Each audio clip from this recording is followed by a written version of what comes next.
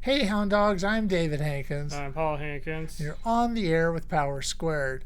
Uh, I guess something that we knew was going to happen eventually did come true. Mickey Mouse is now in public domain. Sort of. Sort of. So we thought we would talk a little bit about the characters that are, as of this year, went into public domain, characters that are already in public domain, and if you're a creator or you want to make something out of them, what can you and can't do, really. Right. And we're not lawyers and this is not legal advice. yeah, but we're just sort of, hey, could we have Mickey Steamboat Willie meet Marty and Eli, So as of January 1st, Mickey Mouse, the Steamboat Willie version, which theoretically we could be showing now, fell into public domain.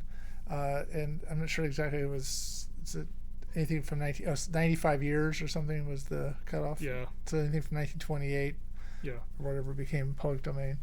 And Minnie Mouse. The Steamboat Willie version. Right. And so that doesn't mean that you can take Mickey Mouse. We'll get into that a little later, but the Steamboat Willie version of those characters is public domain. Yeah, every other version of Mickey and Minnie are still protected. Right. Tigger, yes, from Winnie the Pooh, is now a public domain character. Yeah, because Winnie the Pooh entered public domain in 2022, and so did most of the other characters. However, you couldn't do anything with Tigger because he was introduced in later book. Yeah, so this doesn't affect just films, it's also books and music and all that. There's a lot of things that got affected by this. Yeah. I'm trying to remember if music has a different copyright cutoff. Well, actually, there's a song we're going to talk about in a minute. Peter Pan, from the play Peter Pan, or The Boy Who Wouldn't Grow Up, is now in public domain. Yes. I guess I'll note with like Tigger and Peter Pan, Disney still owns their interpretations of those characters, so you can't, whatever you do, it cannot resemble the Disney version. Yeah, right. But you could theoretically do a play with Peter Pan that's not Peter Pan, the Boy Who Wouldn't Grow Up. Yeah. Charlie Chaplin's The Circus. Now you're, it's a silent film. Yeah, it went into public domain. As I'm sure a lot of silent films are in public domain, but that's just one of the major ones that did. The D.H. Lawrence novel Lady Chatterley's Lover went into public domain. Animal Crackers, the movie, starring the Marx Brothers, is now in public domain. So, I mean, what would you can't like be the Marx Brothers. I guess you could try, but I mean, or I guess you could make. There's a difference between it being in public domain and what you can do with it. I mean, it doesn't mean that you now can just buy a copy. They don't have to give you a copy of the film because it's in public domain. When I worked at MGM, there was a film that we had rights to that was in public domain, and somebody wanted to get access to it because, hey, it's in public domain. No, that doesn't mean you can get materials and stuff. Yeah. But I don't know what you'd actually do with. I know that means that they can't sell it exclusively because it's out there.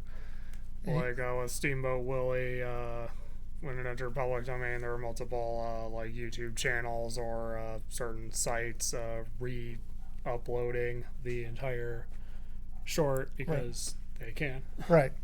So I guess theoretically you could have the Marx Brothers movie there. Yeah. The Cole Porter song "Let's Do It," "Let's Fall in Love." I'm sure you've heard it. That is now in public domain, as is "Mac the Knife." The Kurt Weill, Bertolt Brecht song from the Three Penny Opera, which was done by Louis Armstrong and Bobby Darin.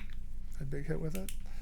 The Buster Keaton movie, The Cameraman, which is probably his last great movie.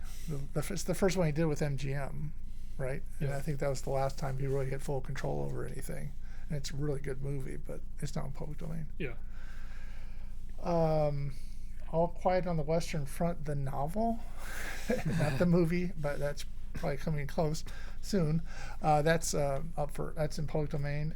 Which probably means you can make your own film adaptation if you want. Right, and there's, I think, I wonder if Netflix, they made a film adaptation of it. I'm sure they try to do it under public domain. And then Virginia Woolf's Orlando, which is not a book I'm familiar with, but it's probably one of her more popular books, and it deals with a nobleman transforming into a woman and living to be 100 years old. And I really don't know anything about it beyond that, but apparently it's, for some people, a very important book. Right. So that's in public domain. Yeah. So as time goes on, more characters will enter public domain. Yes. Such as Pluto. Yeah. Which is Mickey's dog, right? Yes. He'll enter public domain in 2025. Donald Duck will enter in 2029. Is that right? Yeah, okay. I've seen conflicting years, so that doesn't help. Yeah, and I've seen the conflicting years with Batman and Superman. Yeah. I went with the earlier ones. It's either Superman's in 20. So don't quote us on that. Yeah. Again, we're not giving legal advice and saying free jump on it. Yeah. But supposedly Superman's 2033. I've also seen it 2034. Batman's 2034 because he appeared later, and then also seen 2035 for him as well. So in the 30s. The characters from Tolkien's The Hobbit. Yeah. Which, I mean, I'm sure there'll just be tons of Hobbit movies after that. James Bond.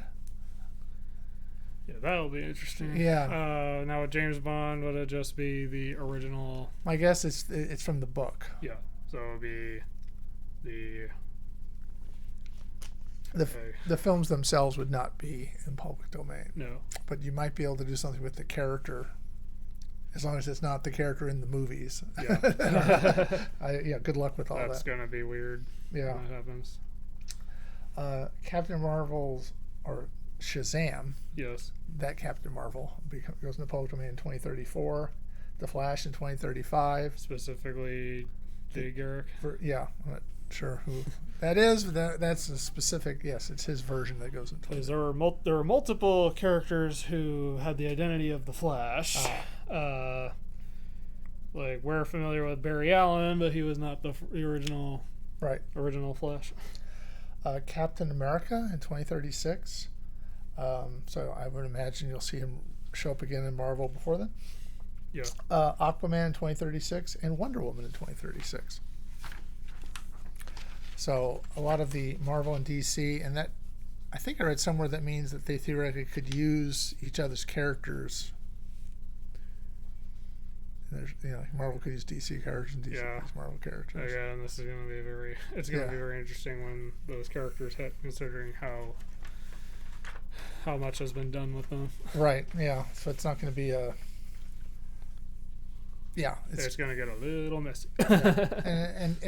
We're going to be crossing into a lot of legal issues as time goes on, because people are going to try to make more out of it than they can. Yeah. I'm not sure. I know there's a Mickey Mouse thing that dropped the day it fell into the domain, but I don't know if there's anything in there that the studios will go after you. Yeah. If they think there's any slice of it they can get. Right. So, and I guess they did that with Winnie the Pooh. There was some I heard really bad horror film with Winnie the Pooh. Yeah. And they came out when he became public domain. Yeah. Because they waited for the millisecond that he entered public domain so they could make a crappy horror. Yeah.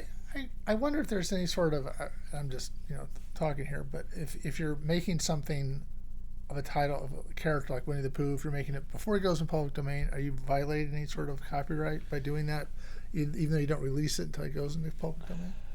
Yeah, I don't know. Actually, there was Mickey Mouse's first public domain appearance, from my understanding, was as a free add-on for the early access indie game Inverse Ninjas versus the Public Domain. They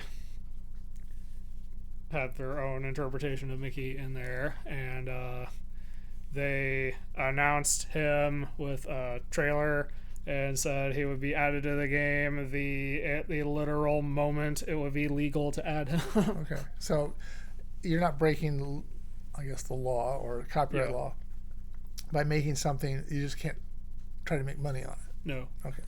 Well, like there was I guess there were 2 Steamboat Willie themed horror movies that were announced. Like one of them already had a trailer, so that meant they had already shot something. You have to wonder how you get I need to borrow money to make something that's not in public domain yet. But anyway. So I assume we'll see a slew of stuff for Mickey. Yeah. Of that ilk. Also mentioned on copyright, it's my understanding it's a little bit weird between the UK and the US, because UK things can go into public domain earlier there, but they're not public domain in the US. One example that I've seen was George Orwell's 1984. Like the novel is public domain in the UK where it's native, right? But it's still not public domain in the US. Now, is some of that due to the fact that we jerry-rigged the copyright law so that this would put off Mickey Mouse becoming public domain as late as possible? Probably. Yeah, I mean, so a lot of things get caught up in that. Yeah, I've seen the idea that they should lower the copyright thing here from 95 to an earlier year, but I don't know exactly how that would work. Congress would have to, and Congress would, we can't run the government. We'll be doing that anytime soon. This is not a political. No, but I'm just stating fact. So there's also a slew of characters, and there's more characters in public domain than I can imagine, because there's hundreds of old comic book characters, superheroes that are now in public domain. So we're really not going to deal with there's literally at least 100 of them probably or more. And there's some people that are making comic books with these public domain characters. Yeah. But that's they're like Catman and those kind of things. Yeah. Yeah. So, but there are some characters that you probably know pretty well. They're already in public domain. I was kind of interested to find out Thor and Loki are in public domain because they're based on Norse mythology. So they're in public domain. But I'm sure the Marvel versions of the Marvel movie versions of those are not, but the characters themselves are. There's also King Kong. You remember, the big ape from the King Kong movies. He's in that character's in public domain. Sherlock Holmes has been in public domain probably for a while. Dr. Jekyll and Mr. Hyde. Every a generation or so, they make a Dr. Jekyll, Mr. Hyde movie. The Phantom of the Opera. So it seems like a lot of the Universal characters, including Frankenstein, Victor Frankenstein, Frankenstein's monster, and the Bride of Frankenstein are all public domain characters. Yes.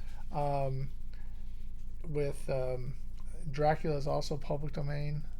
You can get down here to the guy that's trying to trap Dracula. Yeah. Van Helsing. Yeah. Public domain.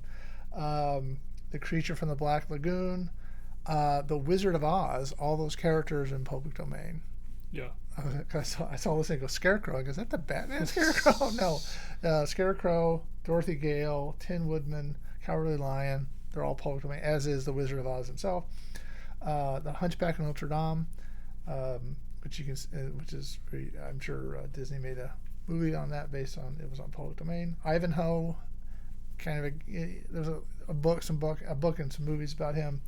Alice, all of the characters there. Alice, Mad Hatter, Queen of Hearts, Cheshire Cat, sorry, and White Rabbit are all public domain characters, as is Pinocchio, or Pinocchio, which is why you see a lot of movies. There was 3 Pinocchio movies last year. Yeah. Public domain character makes it easy to do with it what you want. I won't get into what if you hear the dogs barking, it's our neighbor. Yes. Control your beast. So what can you do? And I found an article which I'm going to be quoting here from February of last year, a thing called Fast Company. It's an article they had on their website about characters going into public domain, and the idea hey, well, Superman, when it enters the public domain, I can make a Superman character. Right. Except for there are restrictions on that. You can't. You can make a Superman when he does come in public domain, one that's 95 years that if because it was out 95 years ago, you can use those characteristics. He wasn't leaping over tall buildings, or he was leaping over he wasn't flying until the Fleischer stuff. So 95 years ago, he wasn't flying, so you can't make him fly. That kind of stuff. Yeah. Those kind of weird restrictions. And as you were talking with Mickey Mouse, you can't. It's the Mickey from Steamboat Willie doesn't have the white gloves. He doesn't have his eyes are smaller. Yeah. He was kind of a work in progress, and he's developed over time, and he's trademarked as well. Yeah. So you can't just make the Mickey you see now and put him into an animated film or a horror film or whatever they're going to do. Well, it's like you can't. Since Mickey is a trademark, you can't use him in a way that will trick people into thinking it's an official Disney product. Right. So I guess you could say not a Disney product in big letters. But yeah. So. So the Mickey from 1929 had smaller eyes and did more white gloves, so the white gloved version still in copyright was, I assume, with Minnie as well.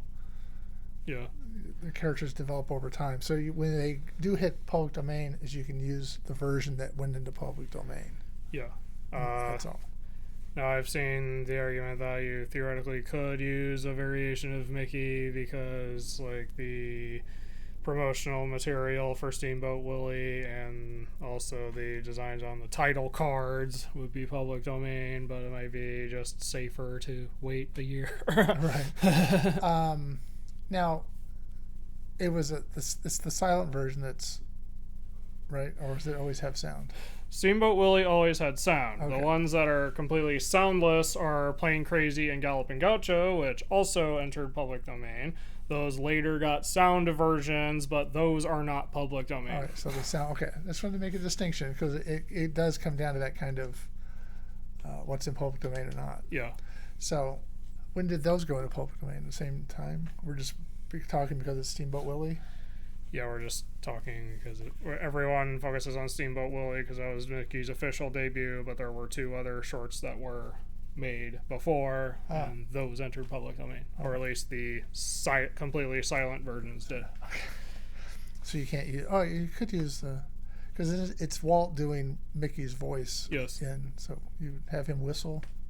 Yes.